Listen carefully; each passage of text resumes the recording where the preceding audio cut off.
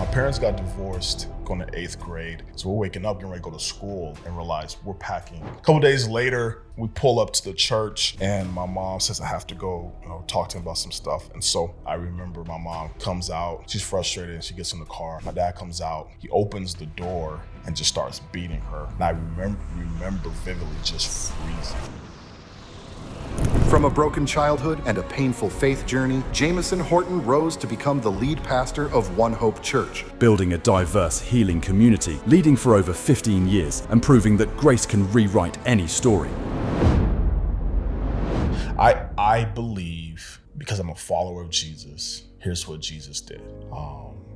Jesus forgave. And he would share this story how when he was, I believe 14 or 15, his dad was beating his mom. He pulled a shotgun out and pointed to his dad's head. It's like, if you ever touch my mom again, I'll pull your brains out. Like, what did it take spiritually? What did it take emotionally? What did it take mentally for you to be able to say, I release them? What's good, y'all? Before we get into today's episode, I got a quick favor to ask. If you could, please hit the subscribe button. The only reason that I'm asking is because by you subscribing, it helps for me to be able to continue to create this content. I don't have like a big team or like I'm not getting paid by like some type of external source to create this content. Like I do it all on my own dollar. And so instead of doing fundraisers and asking, hey, donate $1, sign up for my Patreon, doing all of that stuff, all I ask is that you please subscribe to the channel and hit the like button too. Hit it right now, please. And just leave a comment, like leave something, because what that does is it shows the algorithm that this content is worth putting out there. That's the free thing that I ask for you to just support the show and what we're creating here on the Clean Your Room show. So please subscribe, please like, and please leave a comment. And let's get into today's episode. My name is Jamison Horton. Honor and privilege of being lead pastor of One Hope Church right here in Benson. Been pastoring there for the last 7 years, going on 8. And just been a beautiful expression of a diverse community gathering together to just to worship Jesus, man. And so I'm honored to do that. I've been married almost 19 years to the beautiful Raquel Horton, man. We have 4 amazing children. Darian, who's 32, Jocelyn, who's 28, Jay, who's about to be 24, and our daughter, who is 13. So multiple ages there, and 4 grandchildren. Come on. 10, 8, 6, and 4. So I am 43 with 4 grandchildren. So that's that is crazy. We might dive into that a little bit. But just thankful to have them, and it's been an amazing ride, man. Been in ministry for 15 plus years. Been in the church world my whole life. My dad was a pastor, so I've been in that whole world. But thankful to lead an incredible church in the city, and thankful to be a part of something that's bigger than myself. And so that's just a little bit, Absolutely. Yes, I want to mention this. It's funny and it's crazy because I've had 2 introductions to you. One because I grew up with DBJ. Yes, sir. Grew up with DBJ Ball back with in the him. day. Yes, sir. Yeah, used to ball back in the day. Yes, sir. But then also my second introduction of you was, I think it was probably like 2017 when I was attending Bridge. That's right. Back in the day. That's right. Yeah, 2017 back at Bridge. And it was just kind of like it was a full circle moment. Balling with DBJ and then going to high school with him. Yep. Doing my thing, living my life, and then coming back to the city and to see you as one of the pastors. Yes, sir. Preaching out of 108th and Macon. Bridge. Yes, sir. Oh man, the campus. Oh man, yeah, man. Yeah. I was telling my wife, man, like to be sitting here with you, seeing you grow up, it's an honor, man. It's just beautiful to see, just young men coming out of the city doing incredible work, man. So just proud of you. I tell you that every time. Just proud of you and your work that you're doing. I appreciate it. Yes, sir. I appreciate Yes, it. sir. But this is less about me All right. today. It's more about you.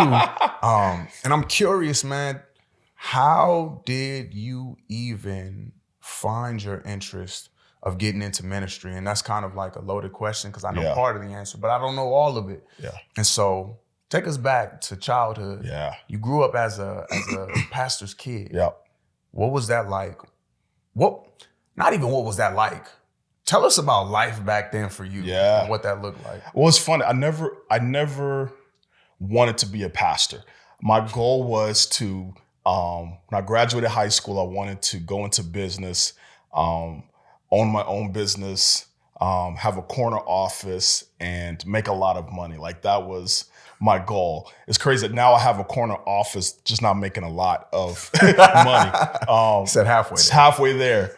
But I was adopted when I was six weeks to my family, and my dad and mom were in the church. My dad grew up, and my mom grew up in the South. My dad was 1948, my mom early 50s, and back then, growing up in the South, both just dirt poor, but just segregation. And so my father carried a lot of anger through that situation. We'll talk through what that looked like. But he was in a church. We grew up Church of God in Christ.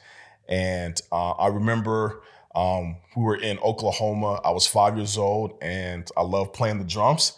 And I remember I had a drum set in the home when I played for the church there, children's choir, and that was just kind of just what we did. The life of being in church was all day Sunday, Monday night prayers, Wednesday night prayers, Friday night youth group, and then back on Sundays. And so it was just always about church.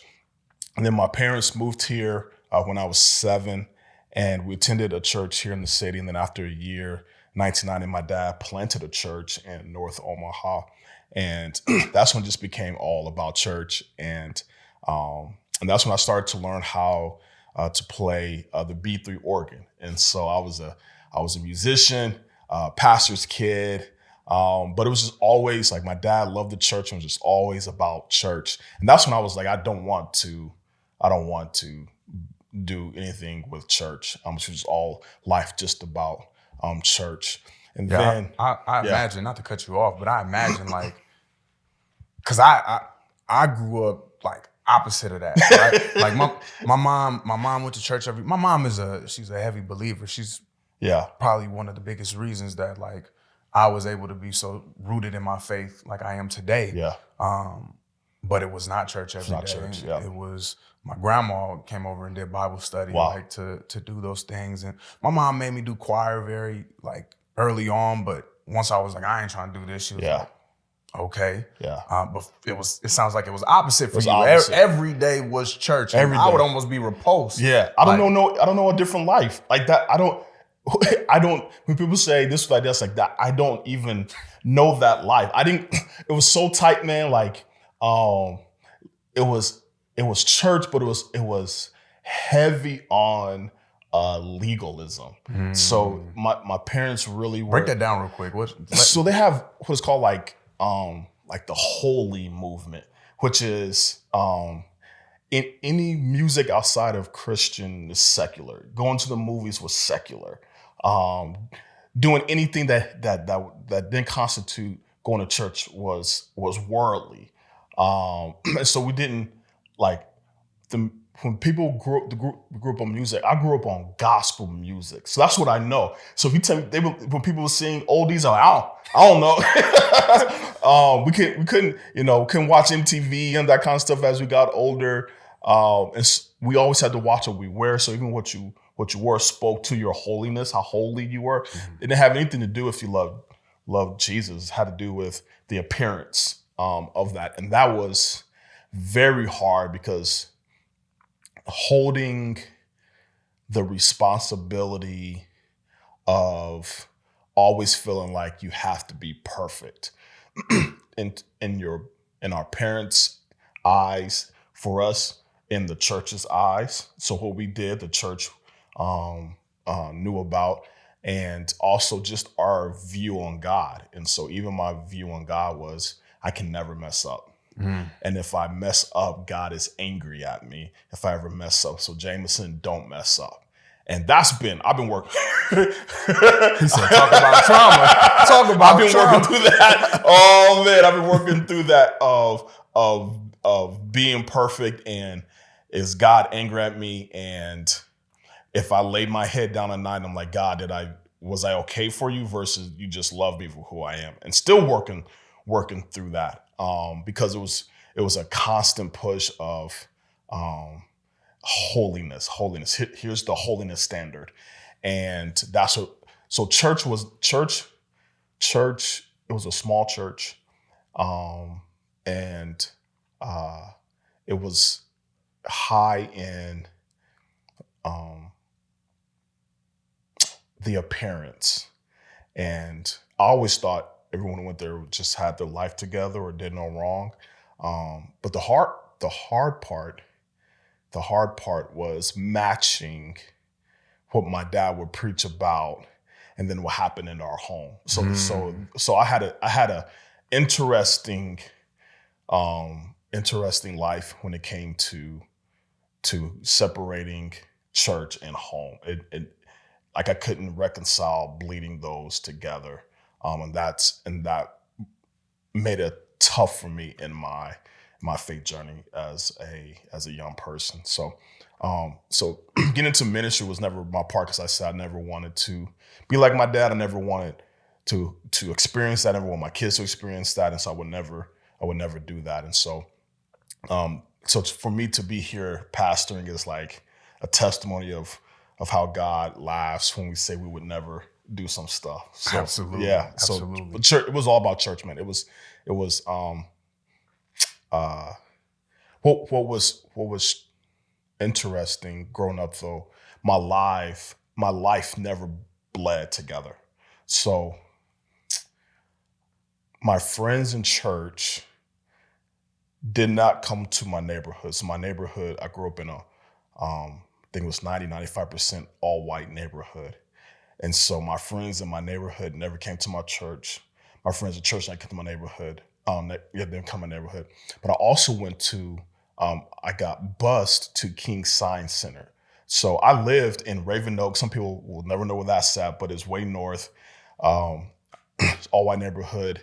Our church was on 60th and Sorensen, but I got bused to King Science Center because in third grade, my school said I was great at math and science, so they sent me to King Science Center. And so I had friends from King Science Center, who never came to my church, and kids from my church who never came to my neighborhood. So I was 3 different Jamesons in 3 different environments, in every different place. Yeah, and learning how to navigate that and trying to discover as you get older who is Jameson. Absolutely. Yeah. I think there's a couple of different questions that I want to ask. Yeah, ask kind away. of based on that. Yeah. So I'm gonna try to culminate it all into one question. One of the things that you mentioned was just kind of like this difficulty of figuring out how you reconcile church life and home life, and how those two things, it almost sounds like they didn't quite add up or line up. But then also this splitting, this division of Jameson in church, Jameson in school, Jameson in Raven Oaks. And I think I know where Raven Oaks is. That's off of like by Forest Lawn Cemetery. Yeah, like right there. Yeah, right back in the nobody knew. You gotta get, if you get there, you gotta know. You gotta know exactly. I done man, back in the day, I done drove them back roads, man, when I was doing things I shouldn't have been doing. And I was like, oh, this ducked off. It's a neighborhood, ducked off. It's a nice beautiful neighborhood, beautiful man. neighborhood. Yeah.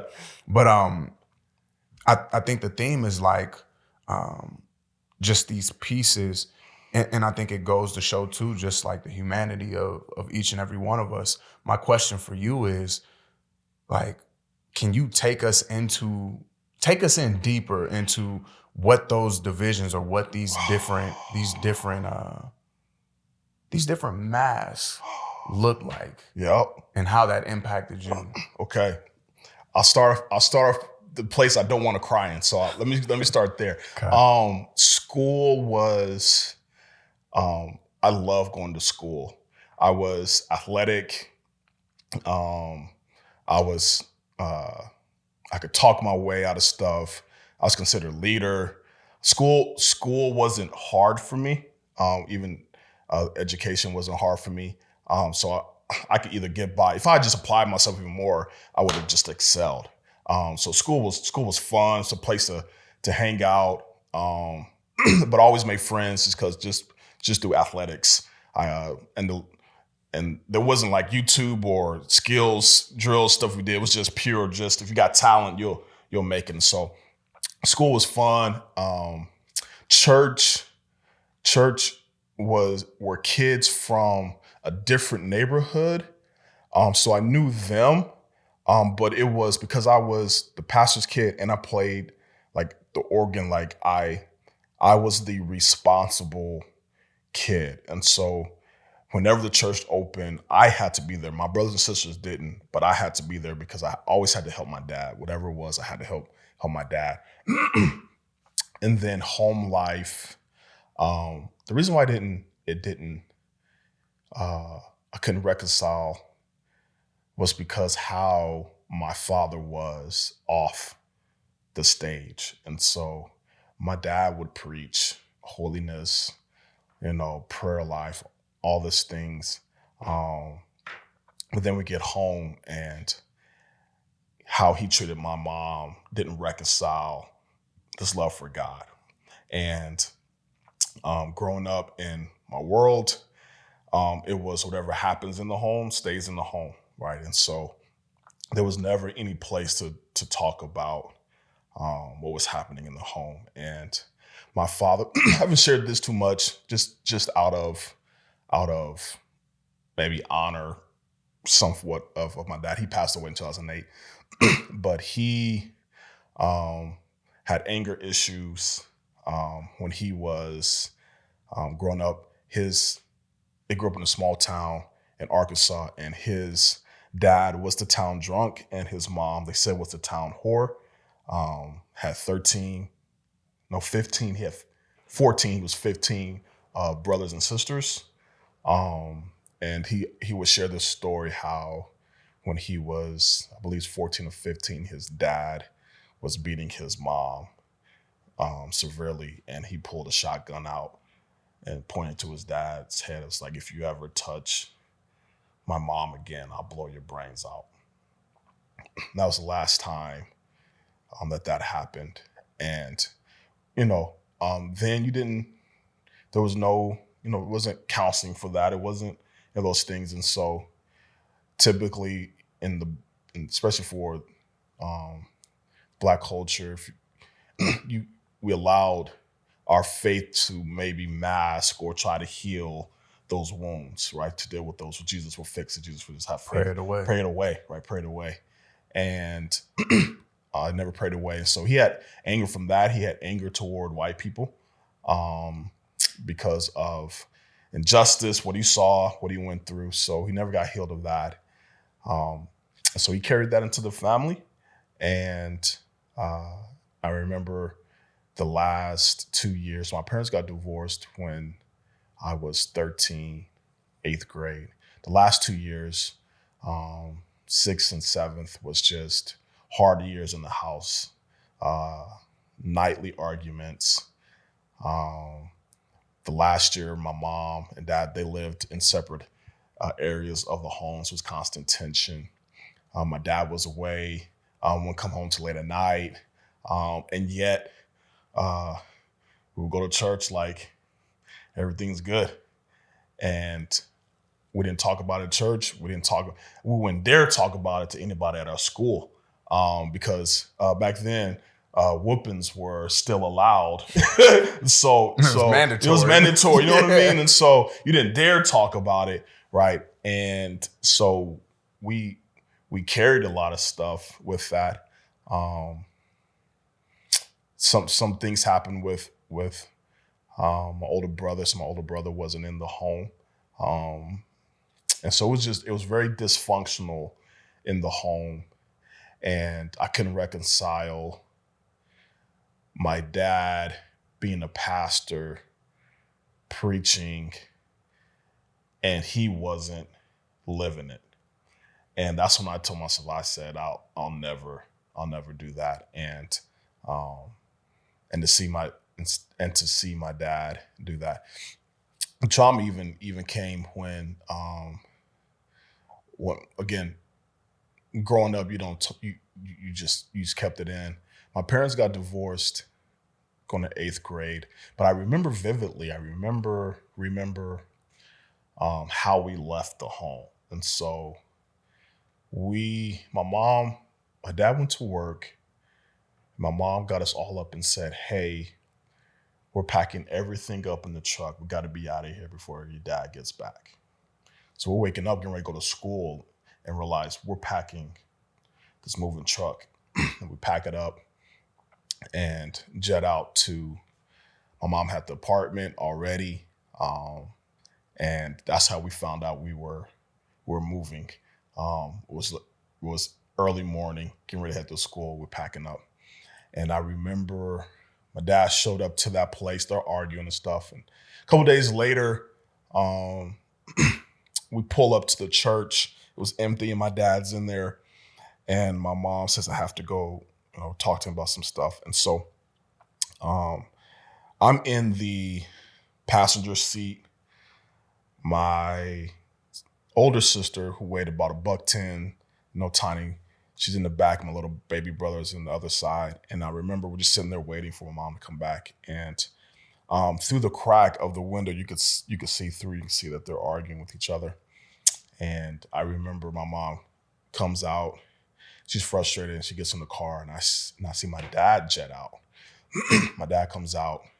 He opens the door and just starts beating her in the head. Pop, pop, pop. And I remember vividly just freezing. Like I still can feel how froze I was at the time, and didn't know what, like, it just shock, and didn't know what to do. And by the grace of God, my sister jumps out the back car, runs around, and he was like 220, 230. She's $110.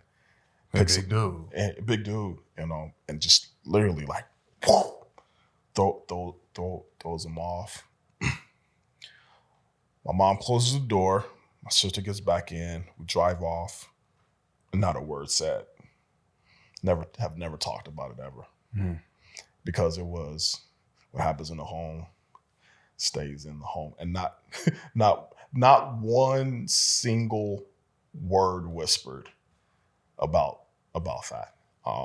And so that's when I was like, yeah, I don't know about this guy. I can't wait to graduate and be on my own, and never have to touch church again. Yeah. This video right here is your sign going into 2026 that it's time for you to book your therapy appointment. We're not pushing it off no more. We're not acting like everything is good. We're ready for real change, real improvement, and real abundance to come into our lives. And the first step is making sure you take care of this thing right here. And how you gonna do that? You're gonna click the link that's either down here or up here. You're gonna fill out the form, okay? You're gonna wait for us to give you a call, which it should happen in 24 to 48 hours. And you're gonna lock in with a therapist and start to gain that mental and emotional clarity that you've been looking for, so that every last blessing that you done prayed on and every last goal that you're hoping to start in 2026, it actually comes to fruition. Now, listen, this is not no guarantee that we are going to make everything happen for you, but what I can tell you is that if you got this, the likelihood of you achieving the things that you're telling yourself and all your homies and all your homegirls right now that you want to achieve, the likelihood, it just went up drastically. So let's take this step. Let's book our appointment. Let's get it locked in, and let's start 2026 strong at Bear Company Counseling. Let's get right, and I'll see you on the other side.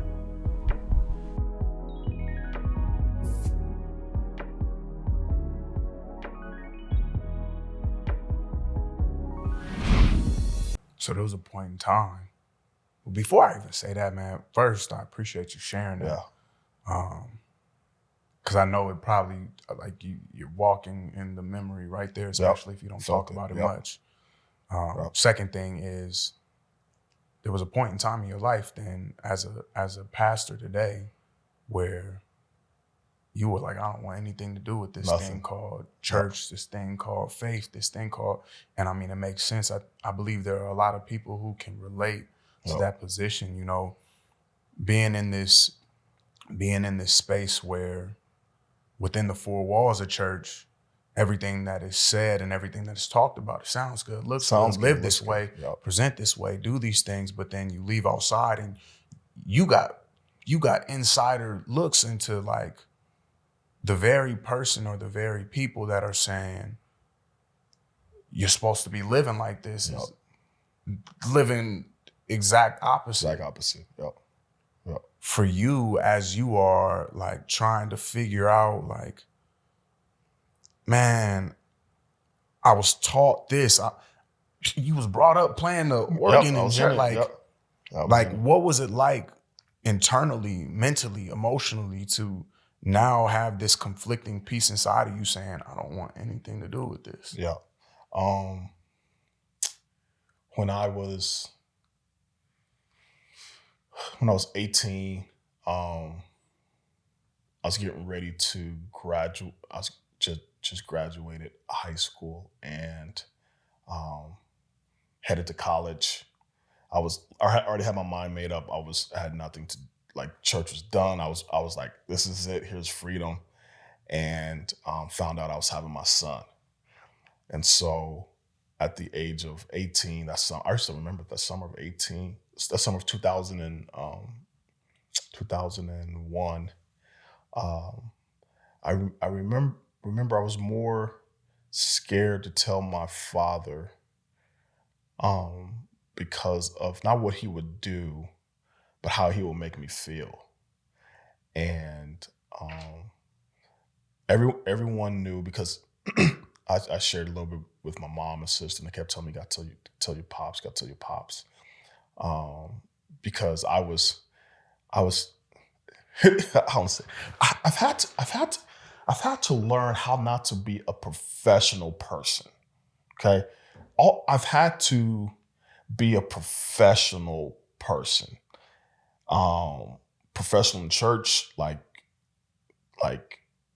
constantly trying to put on this space, this to be in a place like everything's always good, or at least like, yeah, I'm good, and also carrying like no one can know I'm not doing good, because that's not faith. And so I had to learn how to be a professional person, and I've always had to be on, meaning I've always had to show up to church in some role. I've never showed up just and sat.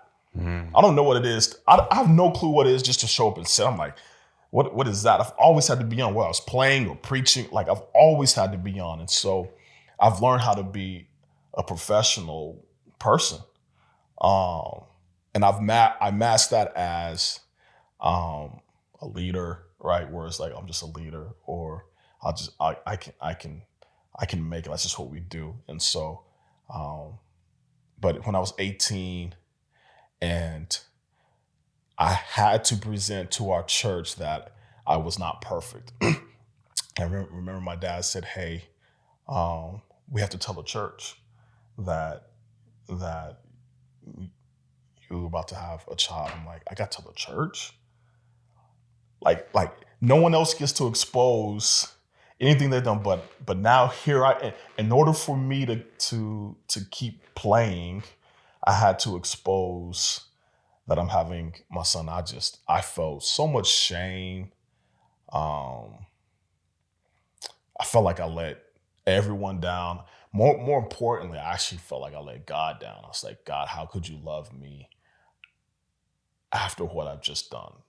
How could you love me? And that was a hard space. That was a hard space to be in. And I remember when I left my dad's church because I said I wasn't going to do that. And I remember I told God I would never do that for someone else. I would never bring someone wherever they're at, just whatever their heart space. I would never expose that to people for any reason. And that's when I had it out with God. I was like, this is not what what I thought church would be. And it's funny, even how I ended up here now. My mom got divorced because we grew up in an all-black church. My mom grew up in an all-black church. She started going to an all-white church. Oh, dang. Yeah, it's such a different culture, man. So my mom would have us for twice a month. We would have to go with her on the weekends. And I remember she took us to this all-white church, and I was so mad. I was like, this isn't, what culture is this? Like, it was whack, man. Like, the lemonade wasn't sweet. I was like, what is this one? The scene, like, it was a guy playing guitar and stuff. I was like, Did they have this the ain't little church. the box? But everything, I was like, no shoes on and stuff. Like, this is not, I was so mad. And no hate. No hate, man. It was just different culture. It's It's a different expression, man. Chicken, no seasoning. No seasoning, man. And I would be sitting in the back mad. Like, this is not what I want to be a part of. And I was also feeling like I was letting my dad down. So I'm angry at my mom. I feel like I'm letting my dad down, although I'm angry at my dad. It was just this mix. And so it was difficult navigating like who I was. But then when I had my son, I found comfort in my mother's who was there with me. And I remember the church she was at. It was a multi-ethnic church, and that's where I found grace for me in that space. And that's where I was like, so I actually gave my life to the Lord when I was 19, and was like, all right, it can be something different. Looking back, I don't know if because church was my world, I found comfort there, because it was wild. I wasn't drinking. I wasn't smoking. I wasn't wilding out. I was never doing those things. But I do tell people this. I tell people, wherever my mom would have moved us to, I would have been in that environment. And by the grace of God, my mom moved. This was 1990s. 98, something like that. No, 96, sorry. Ooh, Lord, 1996.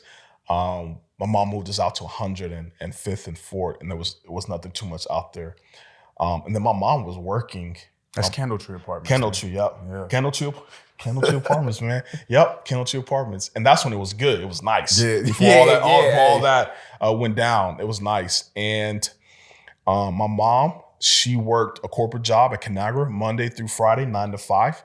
And then Tuesdays, Thursdays, Fridays, nights, she would leave there and go work at Walmart that was across the street. And she worked there from 6 to midnight.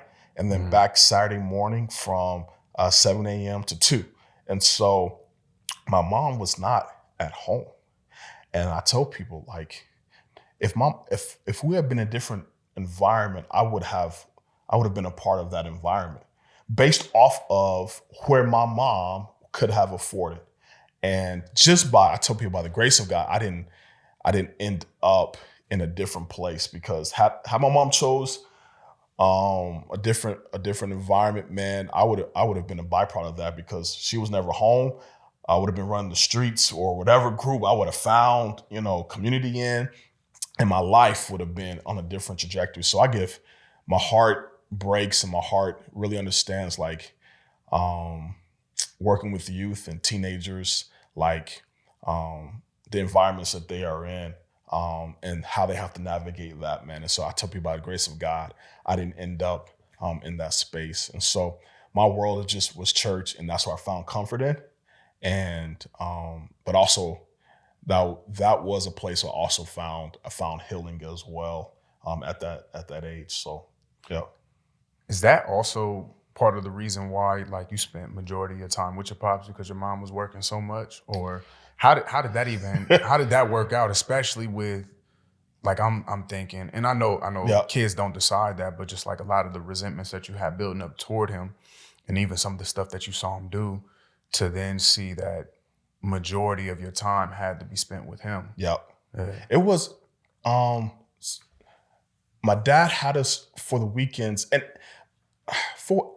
and you probably could tell more, like, when that's your world, it's just your world. Like, you're not trying to figure out how to get out. It's just what you know. So how you grew up.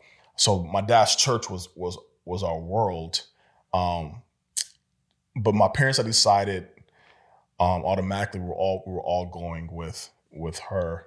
But when I turned 16, my junior year, the summer before my junior year, my dad had a heart attack, and he started falling down because of his heart. And sometimes he would fall and no one was around. And so when I was 16, I moved in with my dad. And so for 2 years, I lived with him. What's funny, I lived with him, but we didn't see each other. Mm-hmm. So the house was so big. It was like my own apartment down in the basement. So when I came in, I went downstairs, kind of just lived my life. I was just kind of there just in case anything happened to him. And then I was there for church because he still needed me for that. And so there wasn't emotional attachment. There wasn't I love yous, there wasn't deep conversation. It was just, as long as I was available to play on a Sunday, I was good. Mm-hmm. And that really shaped my picture of fatherhood, and it also shaped my picture of how I viewed God. And I've had to work through very hard to heal that space, that God my heavenly Father was not my earthly father. And that's a hard reconciliation. Absolutely, absolutely.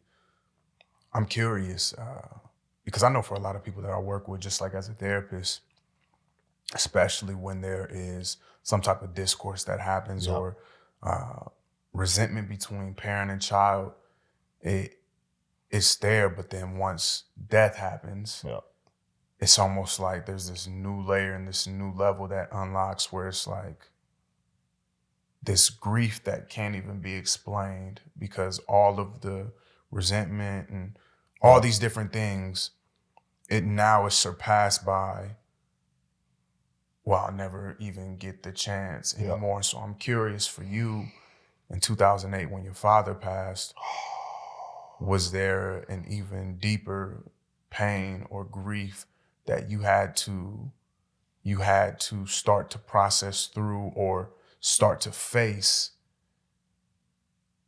in the midst of this resentment and this childhood that your father put you through? Yeah. Oh, Payton. So I've had to, probably more so the last couple of years than more in my life, that I've had to work through that. So when I was 19, I left my father's home, and he resented me for that. And our relationship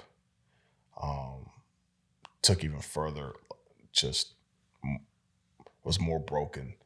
And he resented me, not because I had my son left, but he resented me because he said I was going to a white man's church.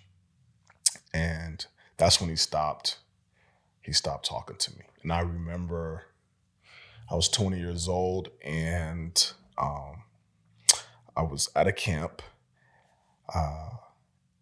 it was called Kids Across America, and I was a counselor. And I remember before the kids came, they had this session, and they were talking about forgiveness. And that's when I said, you know what? I want to call my pops. I hadn't talked to him in like a year, so I'm gonna call my pops. I just, although I thought he was in the wrong, I was like, I don't want to carry that.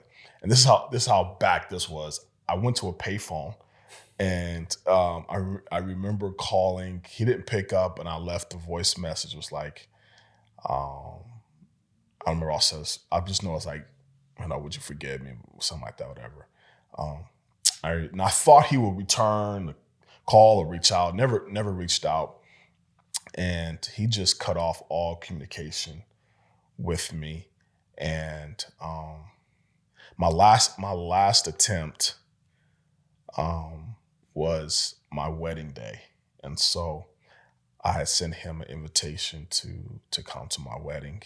And I remember I'm standing in the hall looking out to see all who came. And my pastor was with me. He said, "Do you see your pops?" And I said, "Nah, I don't see him. He didn't come." Which hurt, which spoke a lot to me. And getting married, automatically, we're a blended family. And we got married in 2007. My last memory of my dad, he passed away in January of 2008. This was October of 2007. And been married just a few months. And it was like 11 something at night. Me and Kelly in the bed, my wife, and we were hungry. It was like, when you're young couple, you're hungry, like, hey, let's go, just get up, And so we went to not IHOP, but was Village Inn. We went to Village Inn, and we walk in, and I see my dad to the right at a table with some friends from church. Okay, and I looked at my wife and said, "Hey, my dad's over there." She said, "Want to go over there?" I was like, "Nah, I'm good. He'll probably see us. He may come over." And so we go to the other side of the restaurant, and we're sitting there eating. My dad gets up and had to go to the restroom, so we're in front of the restroom. So he walks over, goes to the restroom. And I'm thinking, okay, he's gonna come talk to us because he saw me. He comes out, he stops, he looks at me, and just walks away. Doesn't say anything. And that's my last memory of my father, was him walking away, not saying anything to me. So he never met my wife, never met our kids.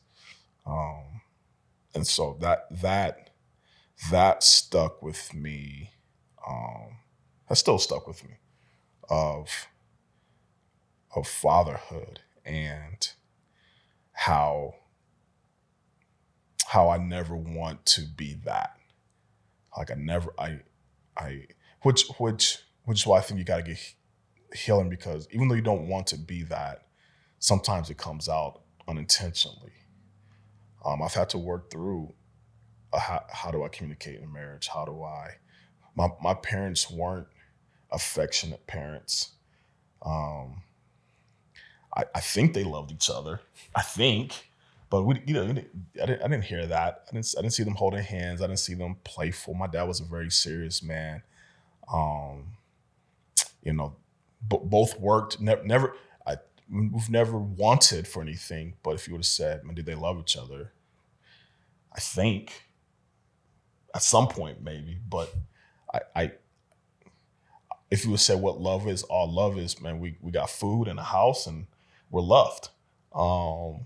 And I don't need to hear "I love you," which I've had to work through that too, of not thinking I need to hear that I'm loved. Mm-hmm. I've had to work through that. My wife has helped shape me in seeing that. But that was my vivid image of my dad, and then he passed away 2008. And being at his funeral, I didn't feel, this was wild. I didn't feel resentment. I wasn't angry.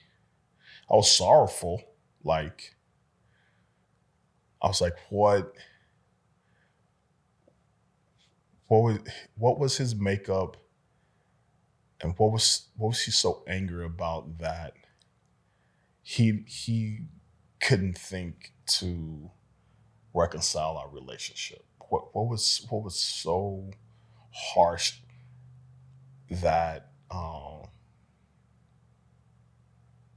that it wasn't worth showing up to my wedding? And so that's my last image of my father, head down, walking away, not saying anything to me. When you when you used to think about that, and even maybe when you currently, if you ever do currently, not if, when you do currently think about it, what's the story that you tell yourself around why your father couldn't reconcile? Yeah. As I've gotten older, I think I recognize people's pain, and also I think people think they have more time than they think they have. And so I've gotten less angry at him. I've been more sorrowful that he did not get the healing, that he did not get the benefit of like being with family and the benefit of a son and father relationship. And he didn't get the benefit and the joy of seeing grandkids. Like he missed out, man. He missed out on so much. That's one of the things I think I fight for as a pastor, as a husband, that church will never become number one. Church became number one for him. One of the reasons, the primary reason divorce happened, because church became number one for my dad. The business of church. And it always had to go. It always had to go. It has to keep running. It has to keep running at the cost of family. And it was just constant church. If it wasn't church, it was church people, or like it was just constant. There was no release of that. And one of the things that I fight so hard for now is that church is not number one. And I've had to work through that. Because like anyone, you pray like it's successful. And that's a whole different conversation for what success is in church. But you want it to thrive. You want it to be healthy. But not at the cost of family. And I fought very hard to have boundaries for that, for me, my wife, and my daughter. But yeah,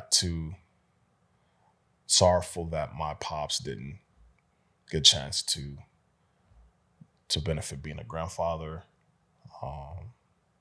My wife never met him. My kids have never met him. They don't know him. And I'm very sorrowful for that. Yeah. In between this period of him passing and you moving out at 19, a lot of life happened. Yeah. You said you gave your life to the church at 19, and you kind of started to develop your own relationship with God. Then walk us through that journey and what led you there, and what was being created in you during that process as well. Yeah. I think so.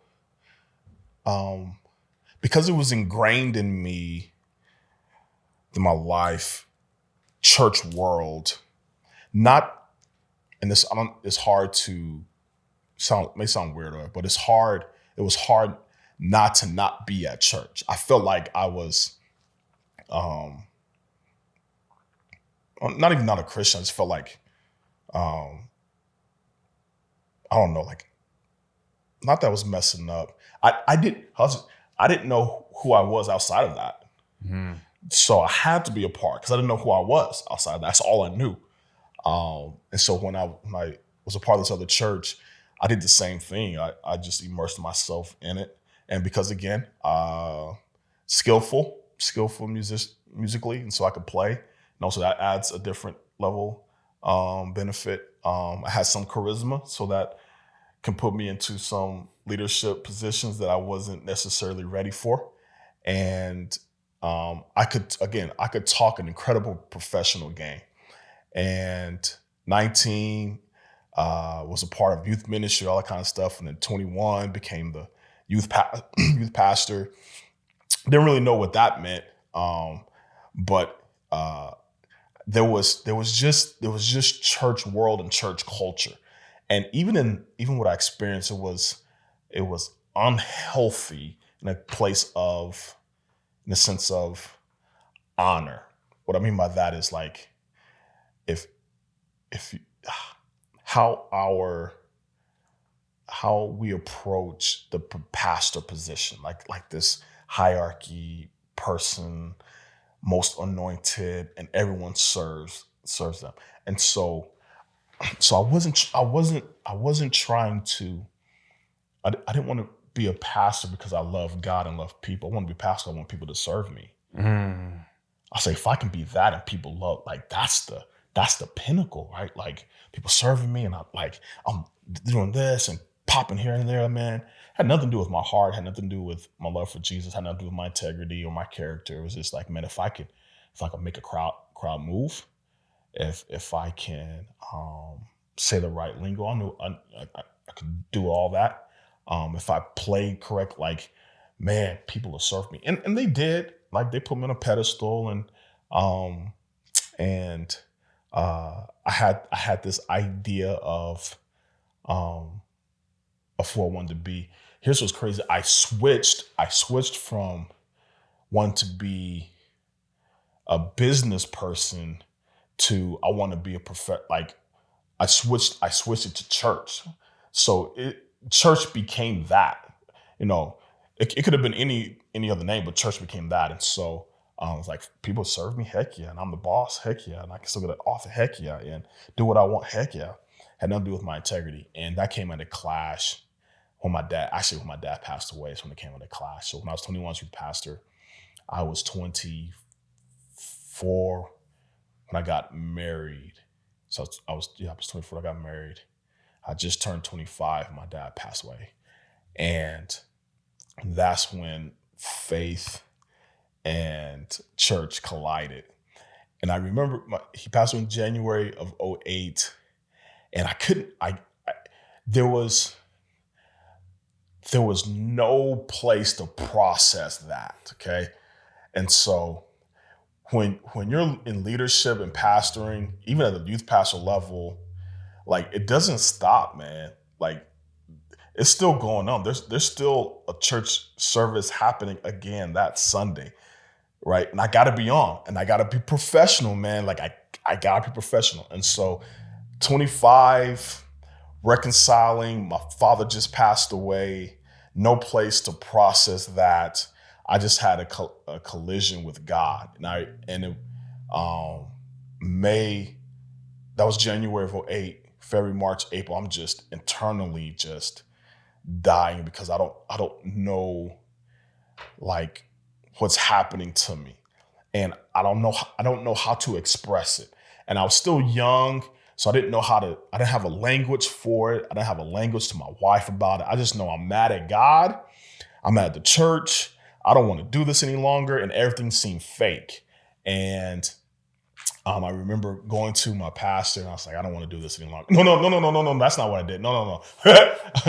I remember it was April of 2008, and this was back when you had to email people. You get like text and all that. It was wild. It's 2008. Yeah. Texting still wasn't brand new. It was brand new, man. So you want to text. So I'm dating myself. And I emailed my wife at work. I said, hey, I'm about to resign. I'm done with this. I didn't talk to her about it. Here's don't ever do that. Always talk. Do not just quit. But I remember I emailed her. I was like, I'm done with this because I was tired. I've been doing church my entire life. And I was tired of being a professional. Like I was just like, I don't want to keep performing. I just like everyone's performing. So I emailed her. I said, I'm about to resign. I had it walk down to the office and put it on the desk like I resigned. And walked back to my office, and my wife emailed me, no. I said, already done. And like two weeks later, I was done. And that was the first time I wasn't in church. And I just had a reckoning with God for 2 years. 2 years, angry at God. 2 years, I didn't step foot into a church. My wife thought she married a youth pastor who's going to be doing ministry, and now he's not in it, and he doesn't know what he's going to do. And we got a family, and this was the first time I was like, what do I do with my life? I know I don't want to do that. And I started drinking a little bit. I started gambling, and anything that it had to do with church. I wasn't wilding out to the point of like going out, stuff like that. I was just at home drinking stuff or whatever, chilling. And that was a new world because you didn't do that, right? You didn't do that. And so I had a reckoning with God. I remember he gave me a dream of me preaching to a crowd, and I woke up and I yelled at God. I was like, "Stop giving me dreams. I'm not doing that. Stop." I was like, "I'm done." I'm screaming at the top of my lungs. "I'm done. I'm done." And for 2 years, didn't step foot into a church because I was like, that's it didn't mess me up in the place of like someone hurt me. It didn't mess me there. I just didn't know what faith looked like. And to me, faith was just going to a church and playing and performing. That's what faith was. And I never had, Jameson never had just my faith. I had my dad's faith, I had my mom's faith, I had expectation of other people's faith, but I didn't know what it meant for Jameson to have my own faith. And I had to come to that place. And it took me a couple of years to come to resolve of what actually my own faith looks like. I've talked to a lot of people who are in ministry, and I have a couple close people that I know that are in ministry, and you know, the positions in ministry, they rank from just like volunteer to lead pastors and things like that. Yep. From hearing what you're talking about, I see this common thread or similarity of having to perform or having to be professional all the time, having to present as this thing, and as 24-year-old you that almost just like push the church away. It almost seems like it's like this similar thing, like this inevitable thing. And so I'm curious for you, like, how were you able to step into your own identity when you finally did come back after those 2 years? And what did that look like? What was even the revelation that you had within yourself, or the revelation that you had with God that let you know, like, this is what it can be and this is what it is? Yeah. It was wild. I wasn't looking for it. I wasn't praying, gosh, it wasn't any of that. It was opposite of how I thought. So I thought he would come in like this angry dad at me and grab me by my shirt and pull me back in, or some man would come into my life and this is what it looks like. It was crazy. No one came into my life. No one was like, "Hey, I haven't seen you. Where are you at?" No, there was none of that. Because what's different now about how I do church now versus then, everything was in the building. So I didn't really know anybody outside of the building. Like I didn't go to people's homes. Everything was like every event, every gathering, every Bible study was in the building. So that's all I knew of people. So my community would, like, to me, that's what community was. But I didn't really know the reckon I had when I stopped performing, how no one was there. So the absence and silence was just like a shock to me. And it wasn't a shock like, "Oh my God, how come people aren't here for me?" It was like a shock of, I thought I did such a great job. How could people not want to be there for me? And no one called, no one reached out, no one was like, "Yo, I'm about to walk with you in this." No one said, "Hey, I'm here," or no one showed up. I'm having a reckoning with that. I'm a new parent. So, and what it was like to be a blended family, so I'm reckoning with that. Marriage is new, and so I thought I could talk my way out of stuff or have charisma in marriage, and that doesn't work, and that doesn't provide intimacy at all. So Not at all. Yeah. so it just all came, man. It's just who am I, and I think I had to reckon myself like I thought I was more mature than what I was, but I had no one to teach me, no one to show me, no one to here's an example of how you work through this. And so I felt alone. I was alone. And I remember vividly, I'm driving and I'm at a stoplight. I'm getting ready to turn on the interstate. And it was just the soft voice of the Holy Spirit was like, you gotta forgive. And I'm turning on to the interstate. I'm yelling now, like, what do you mean I gotta I'm yelling, what do you mean I gotta forgive? It's not my fault. And I'm so mad I heard that I literally pull over and I start beating my steering wheel mad. Like, that's not my fault. It's not my fault. I'm just beating bloody on it's not my fault. Just anger rage starts coming out. And I'm weeping, and then I wipe my tears. I'm like, all right. And then just a small, soft voice was like, are you done?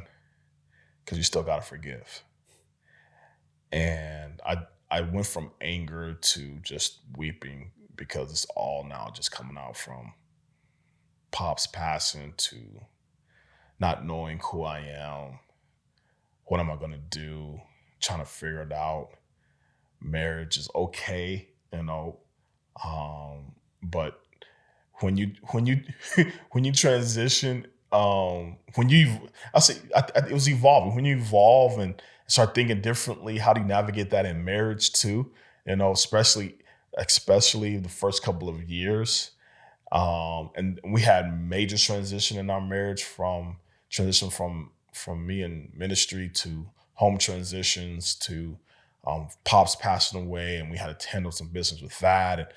And so we never felt settled even as a blended family. And so I learned that brings a lot of navigations within the relationship that you got to manage. But sitting on the side of the road, felt that, and this was wild. I went back to the same place that I left, the same church that I left, and I asked for forgiveness. I said, "Would you forgive me for how I left? That was not how I want to leave." And forgiveness, just restoration in that. And then what's wild is I didn't jump back into like ministry. I didn't jump back into playing, didn't jump back into preaching and that kind of stuff. I just became a greeter. The same church that I was preaching, the same church that I was playing, the same church who was like having me high pedestal. Literally, I'm no joke. The Lord was like, all I want to do is to greet. And that was the place where I learned how to see people. And I moved from this idea of what I thought faith was. I thought faith was people serving me. I thought faith was I had, like, if I could preach and perform great, the applause of the people and the praise. And humbly didn't do any of that. And I just greeted. And that's when I started seeing people. I started actually talking and seeing moms walk in and hugging people, and the same place where people serving me, I just began to serve, man. And that's when the Lord's like, this is actually what it looks like. And I got humbled in that. And most people don't go back to the place they left. Most people don't do that because it's humbling. It was very humbling. And I had to walk in that. And that's when I just began to see actually what the church is supposed to be. And then after a year of doing that, didn't play, didn't preach, wasn't in leadership, didn't do. I got asked. I said no. So that's I'm not going back to that. And then went to another church in the city, and they were this young poppin' church that was all about serving the community. And that's when I learned about actually being a church for the community, and beyond just the Sunday, but what it looked like to actually love your neighbor. And that's when I was like, oh, this is what it looks like to do this. And that's when I began to develop here's what the church actually is supposed to look like.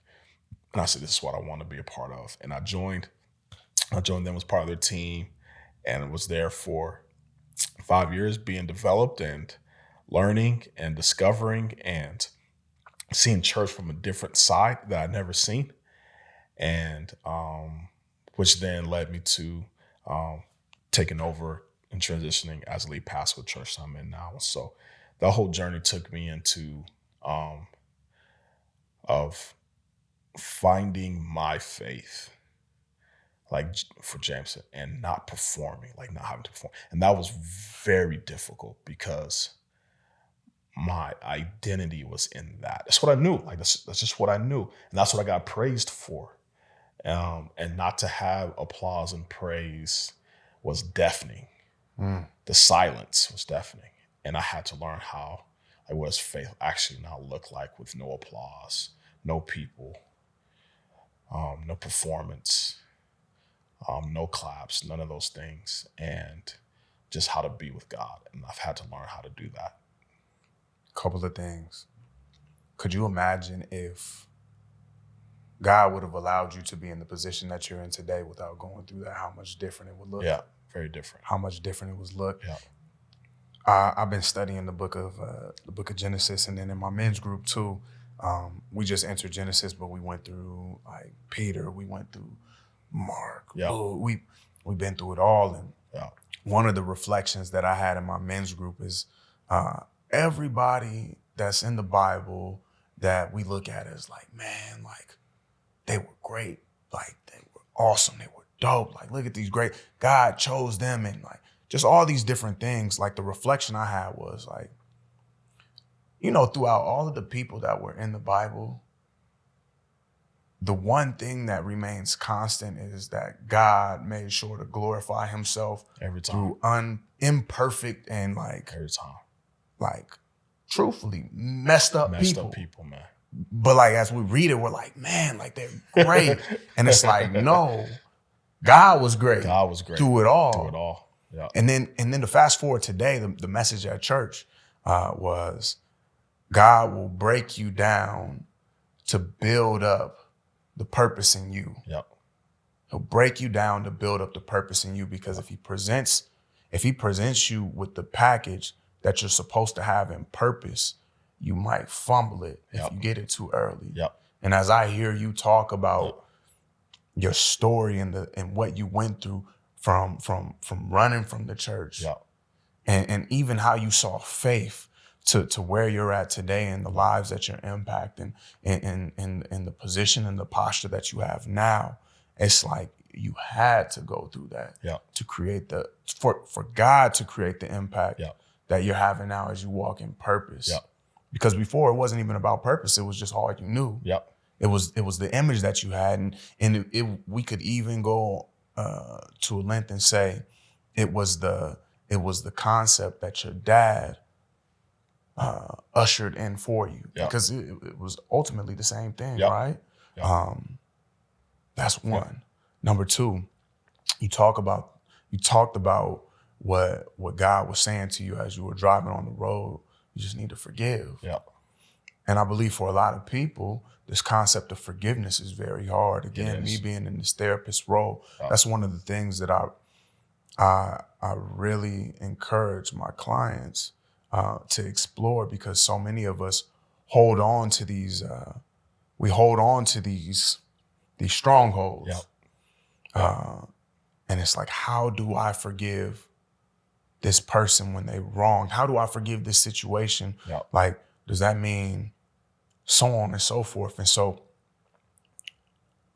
if you can you break down what forgiveness is and how did you come to a place of forgiveness in yourself? Like, what did it take spiritually? What did it take emotionally? What did it take mentally for you to be able to say, I release this? Yeah. I'm going to answer the second one, which leads to the first one.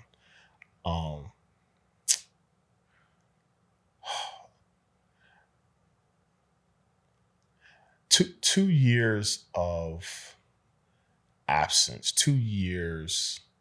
I'll say it like this. Even though I was in the church, there was moments I felt God's presence. I wasn't numb to that. I had some, whatever it was, I had some form of God and the presence of God and the vast bigness of God. So that was kind of the seed sown in me. 2 years, I was just angry, man. I was angry. I was angry at my wife, who kept saying she's praying for me. I'm like, stop praying for me. I wasn't a good human. Like I wasn't yelling like I saw. I was just a silent,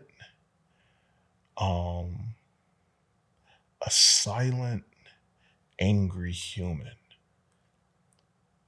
And because I didn't have the language to express how I feel, because I didn't, it wasn't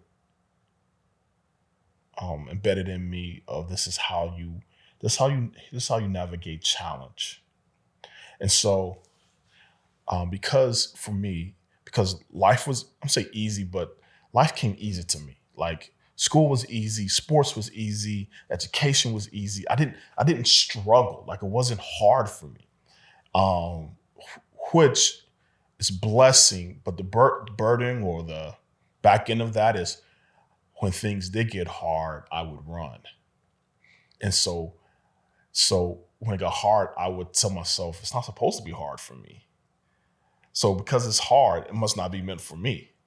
And so I did not develop resilience, perseverance, follow through. Like I didn't develop those skills. And so what's wild in church, you can mask a lot of stuff. Like you can present yourself. Church is the only place where you don't like how I want to say, you don't have to like credentials or work. Like you kind of can just become whatever in that space. And so I can mask a lot of stuff.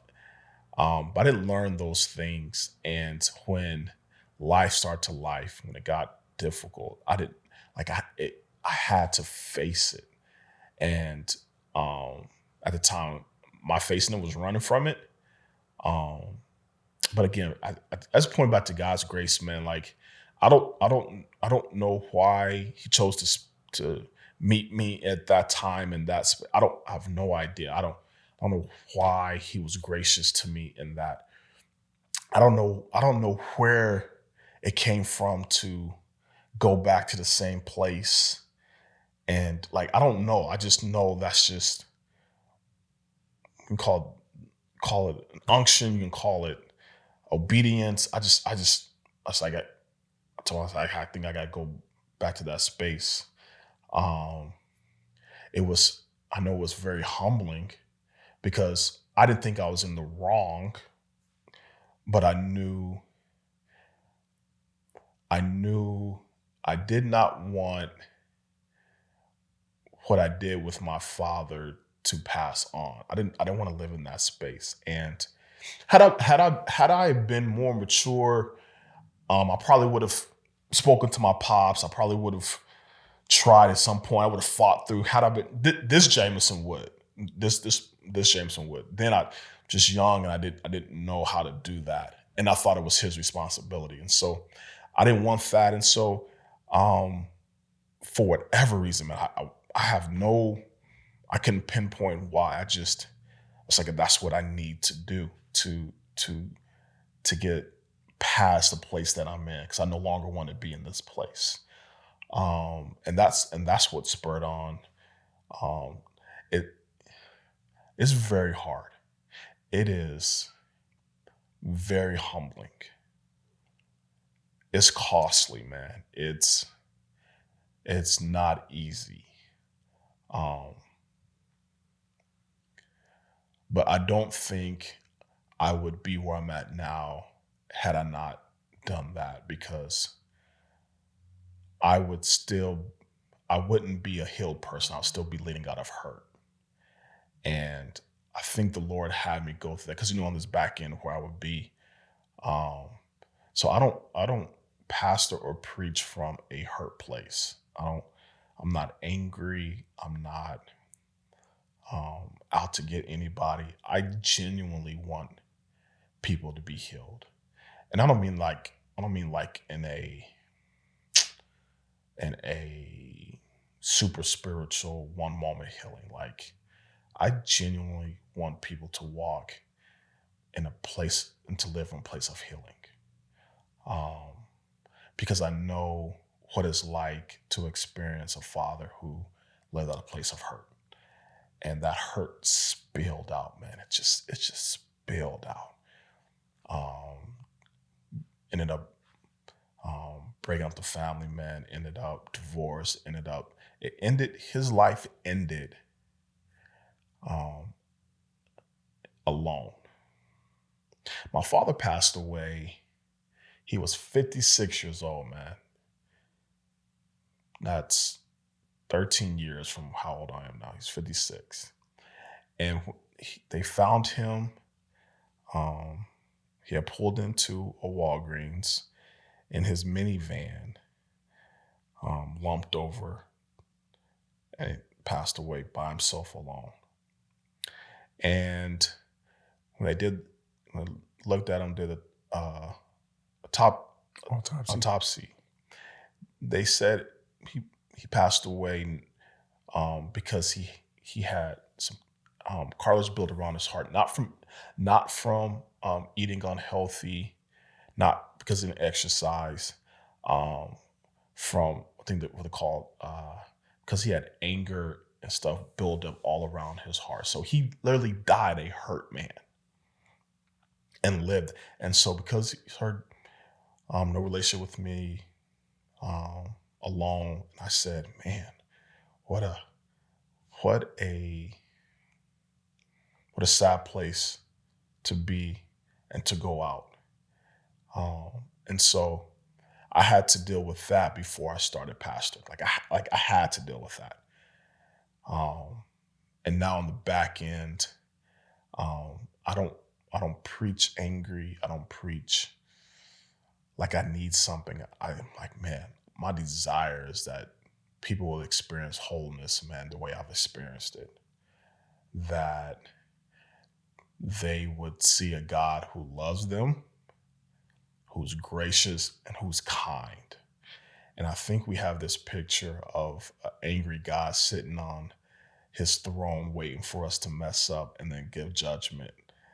And I think that way because that's how my dad was, right? And so my view of my earthly father shapes sometimes our heavenly father. And he's not sitting there on his throne waiting for us to mess up and cast judgment. His grace outweighs our sin. I don't think we even know the vast of the kindness of our God. And I want people to experience that. And for me to lead a church now, my goal isn't to have this huge mega church. My goal is to have people who are walking in healness and wholeness and not walking in shame or condemnation, man, but that they would, man, see themselves as God sees them, man, but also to experience that. And also I'm praying that I'm helping reshape what people view church as. For people to experience healing, not just from God, but healing in community. And we haven't had safe places and spaces for community healing. And I'm praying that healed people can have a safe place for that to happen. People can see church in a different way. Like, you don't have to, I said it today. I'm preaching on, it's not a fun book, Limitations, and it's about grief. People crying out, man. And I shared this morning, I said, I am not a grief expert. I'm not a licensed counselor. I'm not coming from that place. But how do we carry that to God? Like, how do we carry that? And I am still learning how to do that. I'm still learning how to bring all of that pain and all that to God, and to bring it to him and not be bitter, not be mad at him. But also, growing up, I never talked about that, man. It was never talked about. You could do that. It was all about the outward appearance, never like the inward of what you're facing, and that God can handle it. Which is why, like, God can handle your questions, your doubts, your fears. Which is why I'm praying even for, I believe, like, that I would not do what the church did to younger Jameson, who was 21, 22, questioned. Like, I wouldn't do that to him. My prayer is that I would walk with people, especially young people, man, to walk with them in their faith, because questions is not an absence of faith. Doubt is not an absence of faith. It actually spurs on our faith to know, like, yo, God can handle all of that. And so my prayer is that I can help reshape that, and to build a healthy church. But I would not be able to do that had I not gone through the process myself, and still going through that. And I tell people at church all the time, I said, do not put me on a pedestal. Do not put me as someone who has the who has the place of, I can do no wrong, I don't have any struggles. Don't put him on a pedestal like that, please. Only person that belongs on there is Christ. He's the only one. Every other, like, do not put me on there, because I'm going to fail you. I am human. I am going to fail you. So do not put me on there. My prayer is that we will walk together in this journey, man. And just my role for the church looks different, but it's not more important. We're all a part of this together, man. And so how do we journey together in loving Jesus well and loving each other well? So I'm praying that I can help reshape that. I'm praying that I can I'm praying that I can help foster reconciliation with families, but also with cultures and ethnicities. You know, this, like, to have a multi-ethnic church in Omaha is tough, man. We're not a diverse city, by any means, and so pretty segregated, still segregated. When I go to different places, man, I tell people, I'm in Omaha, and it's still one of the most segregated places. They're like, what? I'm like, yeah, it's not diverse and it's segregated. And to have a thriving multi-ethnic church in the city is bananas. My prayer is that we can help break that by the common factor of Christ. Like, that's what makes us a family, and to keep learning and loving in that space, but also what brings reconciliation is that healed people have to, hurt people have to become healed, and to walk through that process. So even as I'm walking through Limitations, we're providing actually trained counselors who are trained in grief and trauma. I was like, I just don't want you to spiritually hear. I was like, that's my lane, but also I want you professionally, practically what it looks like. And so we're offering that after the series as well, because I'm like, it's a both and to me, man. It's both. I tell, it's not either or. It's not either or. It's both and, man. total advocate. I said last night, I said, some of y'all love Jesus, but some of y'all need therapy. Some of y'all need counseling, Keep man. it Like, real, you know what I man. mean? Like, y'all got Yeah. anger issues Yeah. and trying, like, man. And I don't want you walking, like, I don't want you walking around like that. You know what I mean? And so I keep praying that I create a church and help build a church. That's the church. And it's hard because I know people have preconceived what church is. It's harder and harder with the world we're living in.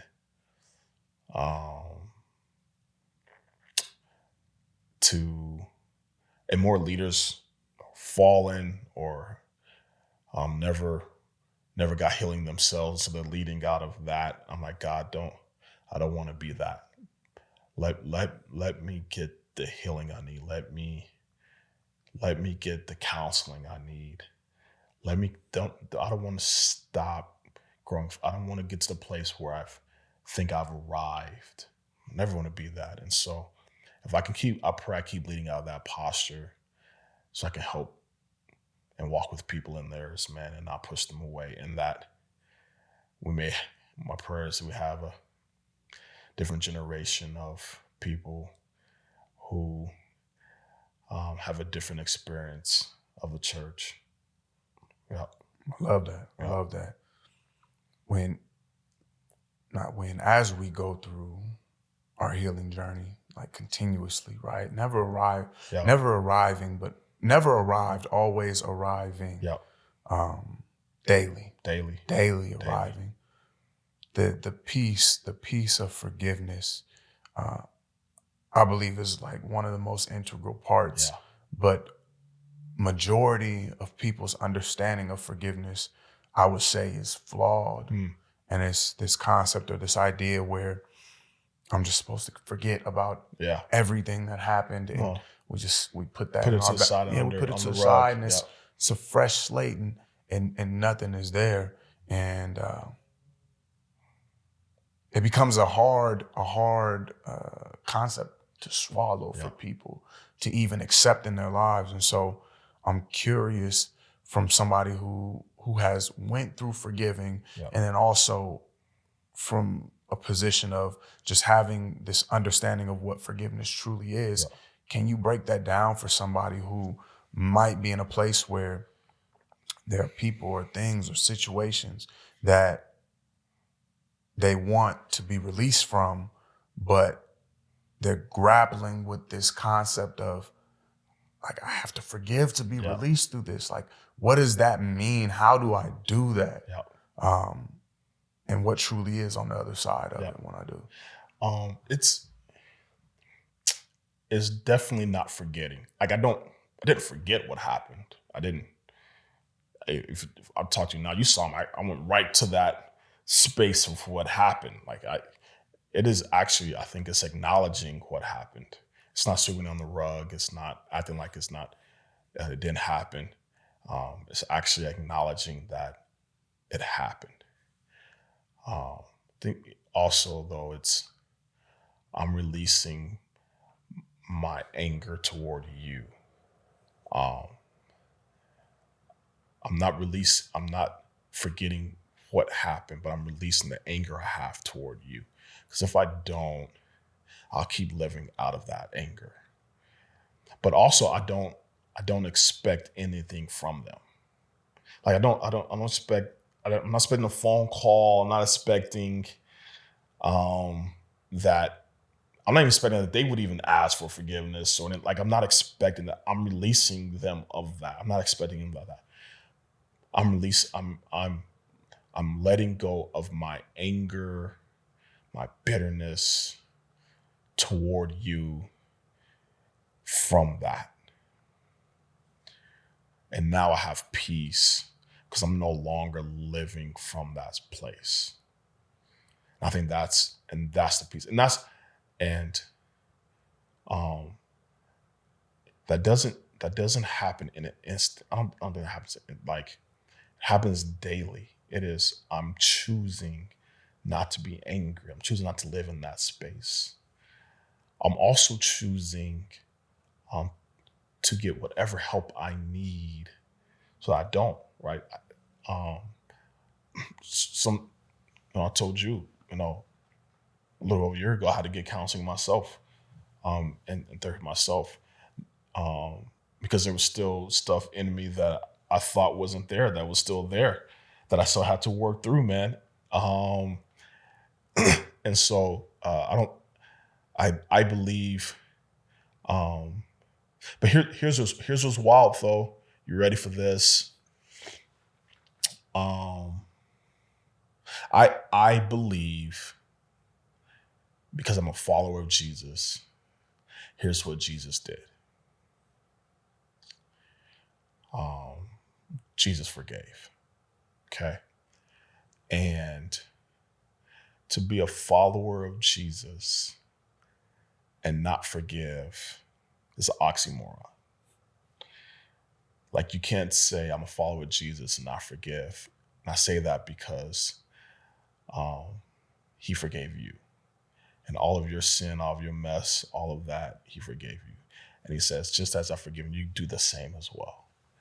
And so it is hard, but you can't say you're a follower of Jesus and not follow in the ways of Jesus. And the way of Jesus was forgiveness, all to the point of death, to the point of cross.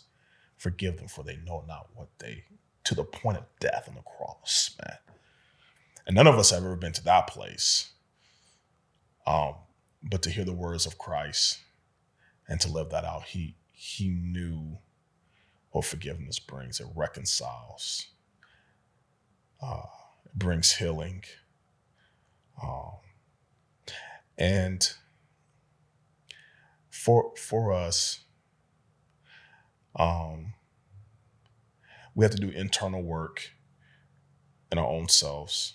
We gotta know, as good as we think we aren't that good. You know what I mean? Like, I'm I'm still messy and got stuff in me, man. And so I'm not that good. Until I'm on the other side of eternity, man, I'm gonna be dealing with things in my own life. And so I come to that place, and then understand, because of God's grace, even in my life, I have to extend that to others. And people are like, well, that's fake, or that's a Jesus juke. I'm like, I don't know another way. I can't give you a different answer. All I know is that Jesus says, to be my disciple, you have to follow me.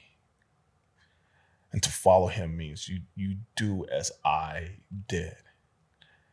And Jesus constantly, throughout scripture, he forgave, man. He forgave to the point of death. And he says, now you go and do. And that's the scriptures. It's not go join this church and sit and, like, it is, no, go and do, go and live how I lived. And that's the follower of Jesus, man. And I said, that's how I want to pattern my life, man. And I keep doing that, pattern my life, man. And because I know, how broken I still am, I never put myself on a pedestal. Like, I got it, man. And so I preach and pastor and shepherd and lead and gather. Like, man, we're broken people who are in need of grace ourselves. And we need to extend that to others. And so it's not forgetting, because we are mortal and we have memory, like, it's not forgetting. But it is forgiving and letting go of the anger of who did you wrong. And also learning, a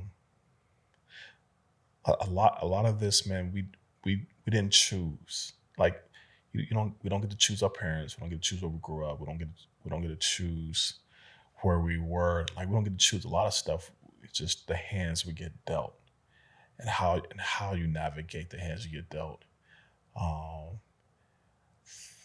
is important to our growth. And so I honestly say that from, I don't think I have like the the worst story, like I've heard, man, people who've gone through, man, so much more than I have experienced. But what I do know, and I tell people, you don't have to do how I did. I just tell people, just obey how I did, man. And part of it, man, is just actually doing the work that requires you to get healed and whole. And on the other side of that, I tell people, man, it's freedom like you've never experienced. It's a contentment in your life that you never experienced. It's a peace, man, that you get to walk in. And when you're on that side, as I've been, just like hurt people, healed people. And I get to experience that in my family. I get to experience that as I father. I'm not fathering from a hurt place. I'm fathering from a healed place. So now, I enjoy my kids. I enjoy seeing my daughter, who's 13, becoming this beautiful young lady. I get to enjoy seeing my grandkids running around, man, and now get to pass on healing to them. Like they won't experience what I experienced because I dealt with it. And that's the joy and freedom I get to live in. Man, I don't have anything else to add to that. I think everything that you just said really puts it into perspective for people. Let go of the pain and emotion that you hold from other people. Yeah. That's forgiveness. It's forgiveness. That's forgiveness. Yep. It's not erasing the wrong or the transgression that was there. Nope.